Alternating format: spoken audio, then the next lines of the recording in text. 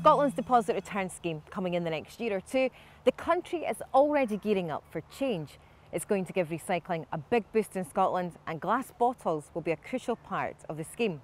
But what will this boost to glass recycling mean for cyclists? We asked Mies Nottenbelt of Spokes, a community campaign group committed to promoting cycling for everyday use. Mies has first-hand knowledge of glass litter affecting the environment and the well-being of the general public.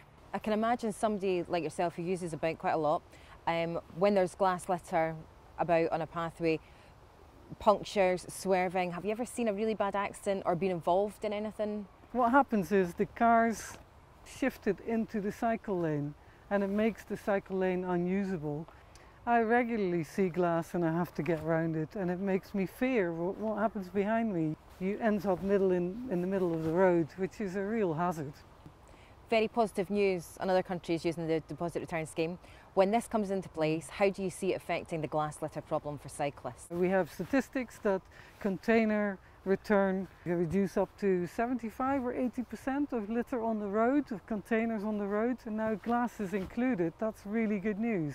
They've done the right thing, which is really positive. So we're seeing that including glass bottles will benefit our cyclists, but what about our national parks and wildlife? Let's head over to Loch Lomond to dig a little deeper.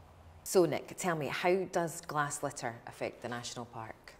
So we're really proud to keep the national park nice and clean for everybody to enjoy, but glass litter comes with some very particular challenges because of the way that glass breaks up in the environment.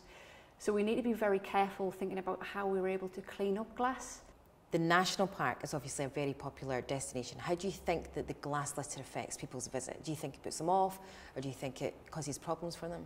We need to think particularly about glass so people don't get injured by it. You can imagine people come to enjoy the Loch Shore and they're taking their shoes and socks off and running down onto the beach, and then, oh no, there's a smashed glass there, and it can be quite worrying for families to come down. With regards to animals in the national park, how does the glass litter problem affect the wildlife? I've been talking to the rangers about the impact of glass on the wildlife that we have in the park, and I've had some really upsetting stories about little mammals getting trapped in glass bottles to the point where they're turning into mice soup because they just cannot get back out, and just more and more get trapped in there. Oh, that's horrific. So it's something that we really just are encouraging people to take their glass bottles home, their plastic bottles home, so then that it doesn't trap the wildlife.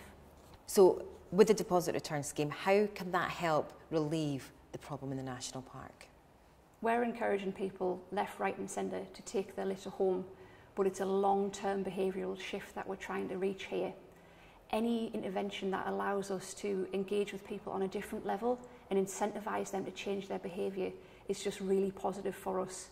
So if they see nationally that there's a value to this bottle, they understand what they need to do with it, they understand to take it home, and then that they'll get their deposit back. So that'll just make sure that our beaches, our loch shores remain nice and clean and tidy. Well, it's clear that the inclusion of glass in Scotland's deposit return scheme does more than reduce the size of a landfill.